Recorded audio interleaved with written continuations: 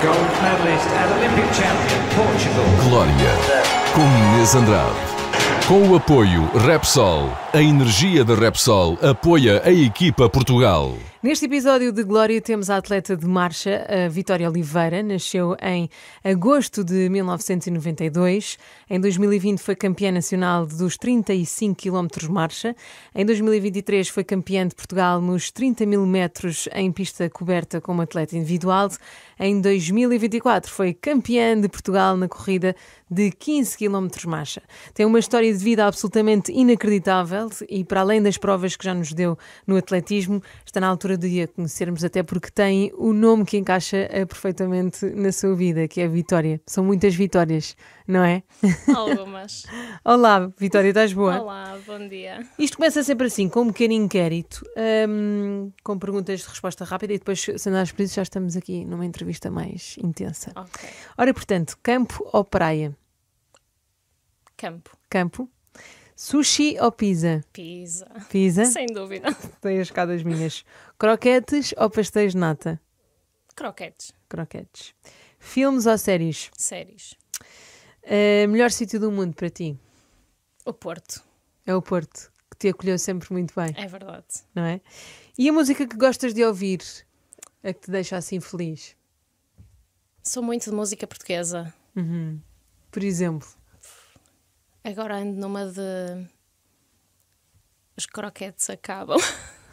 Como é que é essa? A Nena. Ah, já sei! Já sei. Os croquetes no galo. É que também há outra que é, não sei o quê, croquetes. Não. Há muitas músicas com croquetes. Agora É dou estranho. por mim sempre a ouvir isso. Não, mas essa tem muita garra. Sim. E é muito gira, da Nena. Tem uma batida muito engraçada. Sim, e também dá aqui na RFM. Ora, portanto, fora de... Olhando aqui para assuntos mais sérios, a tua vida, eu li a tua biografia e fiquei muito comovida, porque tem muitas provas de superação. Tu, em pequenina, tinhas 7 anos e tinhas um irmão, vocês têm diferença de 2 anos, não é? Sim.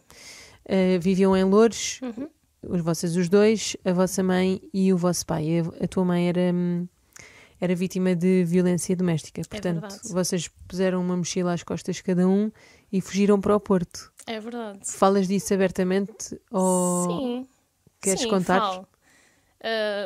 O que eu me lembro é que era pequena, tinha cerca de 7 anos, a ideia que eu tenho. Infelizmente a minha mãe era vítima de violência doméstica, muita, E vocês assistiam? sim. E acho que era vítima de violência doméstica desde que me lembro. Infelizmente eu tenho noção que a minha mãe tentou aguentar o máximo por nós. Normalmente é sempre o mote de uma mãe, é tentar aguentar a situação pelos filhos, até ao dia em que simplesmente não dava mais. Lembro-me que pegámos numa mochila, poucas coisas tenho da minha infância, posso dizer que não tenho praticamente fotografia quase nenhuma de quando era miúda, e arrancámos rumo ao Porto, num expresso, num autocarro. A minha mãe tinha cá família, lembro-me perfeitamente de chegar ao Porto e dormirmos largas semanas no sofá da minha tia, porque viemos sem nada, a minha mãe não tinha emprego, não tínhamos casa, e basicamente é essa a memória que eu tenho dessa fase. E dentro dessa complicação, vocês conseguiam encontrar momentos felizes em família, os três, tu, a tua mãe e o teu irmão? Foi difícil. Ou era muito aflitivo? Foi aflitivo, porque infelizmente, como eu disse, quando chegámos ao Porto não tínhamos nada, a minha mãe não tinha emprego. Houve ali uma fase em que infelizmente o meu pai ainda tentou vir, entre aspas, atrás de nós. A minha mãe perdeu um bocadinho o rumo, a questão da falta de emprego, não termos casa, não havia como pagar a renda, como ter comida em casa. Minha mãe passou por um problema de saúde complicado. Acho que não é problema dizer que a minha mãe superou a violência doméstica e o problema do alcoolismo, que acabou por ser um bocadinho o reflexo da vida ingrata que ela levou naqueles anos. Usava o álcool para se refugiar da Sim. dor que sentia Sim, e da frustração. Infelizmente, sim. E com isto tudo, e a nossa vida aí acaba por dar uma volta gigantesca, porque depois foi uma coisa atrás da outra. Eu posso dizer que infelizmente sei o que é passar fome. A minha mãe não tinha o que nos dar de comer, também não tinha dinheiro para o fazer. E com o agravamento do alcoolismo dela, a minha mãe acaba sendo internada e eu e o meu irmão fomos sinalizados pela Segurança Social e pegaram em nós e colocaram-nos numa família de acolhimento ao invés de amparar a minha mãe, que naquele momento era mais o que ela precisava do que propriamente ver-se privada dos filhos depois de tudo o que passou. E achas que era isso que devia ter sido feito? Sim. Eu acho que era isso que, em primeira mão, no nosso país deveriam fazer. Primeiro, apoiar a família e não tão drasticamente fazer aquilo que fizeram connosco. Sim, eu já ouvi muitos relatos de famílias de acolhimento e não de crianças que são acolhidas por estas famílias e olha sempre para estas famílias com muito respeito e altruísmo, porque é uma decisão muito importante. Mas se calhar o fundamental que tu estás aqui a levantar este ponto, que é ajudar a família que se precisa de reerguer. Sim, porque... E sem os filhos, sem a força dos filhos, se calhar eu imagino nesse problema, se tivesse os meus filhos sozinha, se estivesse a passar por um problema como o álcool e com dificuldades financeiras, se me tirassem os meus filhos, tiravam-me tudo. Sim, porque naquela situação não era a minha mãe, neste caso, que era má para nós. Nós não estávamos a ser retirados da nossa mãe para ela ser má para nós. Simplesmente ela não tinha era como nos sustentar. E acho que se houvessem mecanismos que apoiassem mais essa parte, talvez não houvesse tantas crianças, por assim dizer, que tivessem que passar por aquilo que eu e o meu irmão passamos. Porque a minha mãe não nos batia, não nos fazia mal, nós não... Nunca sentiram perigo nas mãos dela? Não. Há casos em que se calhar há necessidade de retirar por esse perigo. No nosso caso não existia. Era uma necessidade financeira, que infelizmente ainda não há mecanismos que controlem esse tipo de situações. E por acaso a coisa até correu bem, comigo e com o meu irmão. Nós encaminhámos-nos, sempre fomos excelentes alunos na escola. A minha mãe, pronto, teve os seus desalentos, teve momentos muito complicados, mas reergueu-se. Mas podia ter sido complicado. Podia a minha mãe nunca se ter reerguido. A minha mãe acabou por superar o álcool, mas isto poderia ter afundado ainda mais. E ter até um fim mais dramático. Tu explicas isto de uma forma muito simples e eu acho interessante perceber uma coisa. Para já tiveram, entre aspas, a sorte de tu e o teu irmão irem para a mesma família e de estarem sempre juntos, não é? Dentro do caos e do pânico, acho que foi importante vocês irmãos estarem sempre unidos e foram a força um para o outro, provavelmente. Sim. Como é que é chegar a uma família de acolhimento no teu caso? Como é que são os primeiros dias? Foi difícil. Apesar de tudo, acabámos por não sair do Porto ou mesmo da zona geográfica onde moro, em Gondomar. Mas foi complicado porque encontramos uma família que era bastante conservadora, eram pessoas já com alguma idade. Tinham filhos? Tinham um filho bastante mais velho. Uhum. Podemos dizer, sei lá, era mais velho do que nós, quase 30 anos. Ok. Eram pessoas muito conservadoras. O sítio onde a gente morava era quase... Não é bem uma aldeia, mas era bastante afastado de tudo. E o facto de serem conservadoras, nós acabamos por não ter uma adolescência, não digo anormal, mas um pouco diferente, mais condicionada do que aquilo que os meus colegas com uma idade próxima à minha, ou mesmo dos jovens de hoje em dia, tiveram. Eu não ia ao cinema, não ia à praia. A nossa vida basicamente era estudar e fazer as tarefas em casa. Esse era o tipo de família que eles eram muito conservadores. E ao início isso foi um bocado difícil e revoltante.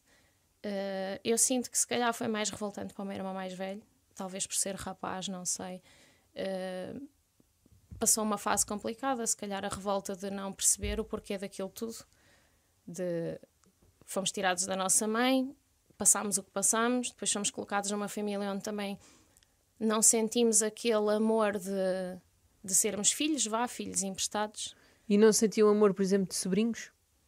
Não. Não? Não tem a ligação com essa família hoje em dia? Sim, de vez em quando, agora não tanto, ao início ainda íamos lá visitá-los, até porque tínhamos mais ligação com o filho da família que nos acolheu. Talvez por ser mais novo, criámos um bocadinho mais de empatia com ele, mas não temos muita ligação hoje em dia. Que estranho, não era nada assim que eu imaginava. Talvez porque não tivemos, se calhar, aquela adolescência não digo que deveríamos ter tido, mas se calhar que pensávamos que iríamos ter. Sim. E isso levou-nos a não criar uma ligação tão afetuosa. Se tu fosses família de acolhimento, o que é que tu farias diferente? Ou como é que tu serias? O que é uma perfeita família de acolhimento? Eu seria tudo aquilo que eu queria que tivessem sido comigo. Ok, mas isso é um bocadinho subjetivo, porque Sim. imagina, se calhar essas pessoas que vos receberam foram aquilo Sim, que elas se calhar gostavam. foram com elas. Exato. Claro. Portanto, é um bocadinho difícil de... Isto porquê? Porque se calhar há pessoas que nos estão a ouvir que equacionam ser família de acolhimento, e para já há o medo, como nós tínhamos falado em off, de se apegarem muito Sim. às crianças que têm em casa, que são os, entre aspas, acolhidos, porque não os podem adotar. Isto foi chumbado na Assembleia da República, infelizmente, não percebo porquê. É verdade. Ainda não estudei muito sobre isso. E depois o outro lado é não corresponder às necessidades daquela criança que tem uma... Isto é a visão de pessoa que queria ser da família de acolhimento. Não corresponder ou seja, o que é suficiente para mim pode não ser suficiente para aquela família. Daí eu estar-te a fazer esta pergunta porque tu estiveste lá. Sim. E foste acolhida Primeiro, numa família destas. Perceber que, ok, são crianças, mas eu vou falar mais na experiência da minha idade, da idade com que eu fui colocada numa família de acolhimento. Eu com 7 ou 8 anos eu já tinha perfeita noção do que era a minha vida, de tudo aquilo que eu estava a passar. Claro. Assim como também já tinha escolhas. Acho que se as coisas forem conversadas, nós conseguimos ter a percepção do que aquela criança, a necessidade que ela tem de algo, aquilo que a faz feliz. Eu vou dar um exemplo. Eu sou muito madrinha galinha da minha afilhada. Tudo o que eu sinto que ela me diz que gostava de ter, eu faço para com que ela tenha. Porque sinto que é um bocadinho o reflexo do que eu gostava que tivessem feito comigo. Claro que não a mimo demasiado, também tenho essa noção. Mas tento que não lhe falte nada daquilo que na geração dela, na adolescência dela, eu sei que lhe fará a diferença. E apesar de sermos crianças, nós também temos voz, também temos opinião. E acho que, não sei, sermos ouvidos. Sem dúvida, eu estou a perceber perfeitamente onde é que tu queres chegar. E acho que depois o resto constrói-se. O amor, acho que nós podemos amar alguém mesmo que não seja nosso filho, ou nosso sobrinho, ou nosso afilhado. Nós aprendemos a gostar de alguém. Mas depois tudo o resto vem com o dia-a-dia, com a conversa, com a afinidade, com Sim. a cumplicidade que se vai criando, dos momentos Sim. que se vai partilhando. O tentar perceber-se. No fundo, uma parte tem que se moldar à outra. Tentar perceber se é aquilo que ambos querem. Conversar. Porque nós com 7, 8, 9, 10 anos já temos a percepção de tudo. Apesar de muita gente achar, são crianças. Não é bem assim. Claro. E vocês neste período em que tiveram, portanto, se tu entraste com 7, tiveste com esta família 11 anos. Sim. É muito tempo. Neste período de 11 anos sem a tua mãe, todos os anos tu achavas que ias ficar com ela novamente ou achavas que era muito distante? Ao início tinha mais essa esperança, por assim dizer, mas depois com o tempo, e porque depois toda esta envolvência faz-nos crescer um bocadinho mais aceleradamente. Claro. Tens uma maturidade completamente sim. diferente de uma criança. Com o tempo fomos percebendo normal. que talvez já não fosse bem assim e que se calhar só aos 18, que é a idade que nos dão a palavra, por assim dizer, a escolha. E comecei a ter a percepção que se calhar só aos 18 é que eu ia poder escolher o que fazer. E neste período de 11 anos tu consegues ver a tua mãe? Sim. Ao início lembro-me de estar largos meses sem a ver, até porque depois a minha mãe teve internada para fazer tratamento, a desintoxicação do álcool, essas coisas assim. Mas lembro-me de uma fase em que ela já estava melhor da vida dela, já estava mais ou menos recuperada, sim. estabelecida. Começámos a vê-la, salvo erro, um exemplo, um fim de semana por mês. Depois começou a ser mais curto o tempo, de 15 em 15 dias. Como é que eram esses momentos em que estavas com a tua mãe? Aproveitavas ao máximo ou era... o fim era... Como é que era? Porque as memórias que eu tenho, por incrível que pareça, são muito poucas. E as que eu tenho é de eu estar à porta de casa a ver a minha mãe fora do portão. Não me lembro de nos sentarmos, tomar café, desse tipo de convivência. Lembro-me que eram visitas muito rápidas e que eu estava do lado de cá e a minha mãe do lado lá do portão. Sonhavas muitas vezes com ela? Acho que sonhava com ela e com uma vida melhor do que aquela que a gente tinha naquela altura.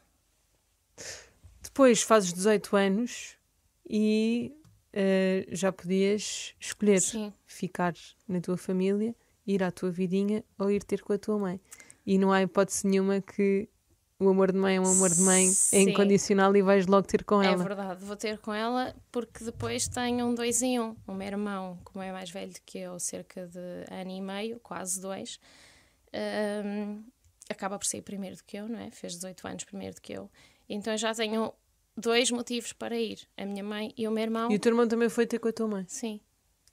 O meu irmão que cresceu sempre comigo. Tive essa sorte, quando nos colocaram numa família de acolhimento, tiveram cuidado de nos colocar juntos, andámos sempre juntos na escola. O meu irmão já tinha ido, não é? Já tinha feito a escolha dele, e eu aos 18 acabo por fazer a minha escolha e vou para a beira da minha mãe e do meu irmão. Como é que é voltar aos 18 anos para a casa da tua mãe? É um sonho tornado realidade? É diferente, porque depois, naquele momento, foi tudo. Foi voltar para a minha mãe e foi encontrar um bocadinho da liberdade que eu não tive na adolescência. Aos 18 experimento ir a um cinema, nunca tinha ido ao cinema, só aos 18 anos. Aos 18 experimento sair com amigos. Aos 18 apanho a minha primeira bebedeira. Sim. Fazes a tua primeira tatuagem? Não, por acaso não foi aos 18. É mais recente a minha primeira tatuagem. O teu primeiro namorado? O meu primeiro namorado foi aos 18. Também foi aos 18. É De verdade. repente a tua vida leva uma reviravolta aos 18 anos. É verdade. Parecia que estavas presa em cativeiro, desculpa a brincadeira. Sim, mas no fundo é um bocadinho isso, porque fomos tão condicionados que aos 18 queremos fazer tudo. Claro que sim, claro que sim. Pronto, eu também tinha uma... Mas tu passaste do 8 para 80, Sim, não é? basicamente sim. E a tua mãe, maravilhada de vos ter? Sim, muito. Guardavas algum ressentimento da tua mãe ou só gratidão? Ao início, não vou dizer que não, ao início eu guardei. Ao início, aos 7, 8 anos. Aquela idade em que nós já compreendemos, mas Sim, tu pensas, bolas, porquê que falhaste? Eu precisava de ti. mas Aquela- que sim. ao mesmo tempo compreendemos ou que achamos que compreendemos e não compreendemos bem as coisas e não entendemos bem os porquês.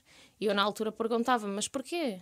Porquê é que a minha mãe não lutou por mim? Porquê é que a minha mãe não arranjou trabalho? Porquê é que a minha mãe é isto? Porquê é que a minha mãe é aquilo? E ao início sim, ressenti muito, mas depois com o tempo fui percebendo que ela não tinha culpa. A vida infelizmente proporcionou-lhe aquilo. Como é que tu desculpas a tua mãe? Foi com o tempo? Foi quando voltaste a estar com Sim, ela foi com o permanentemente? tempo.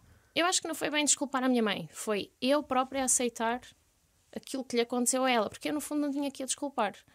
Ela não teve culpa de ter tido um meu pai como companheiro e que não sabia, entre aspas, ser homem, não é? Porque eu lembro perfeitamente que o meu pai batia-lhe tanto que a minha mãe ficava negra. A minha mãe tinha vergonha de sair de casa.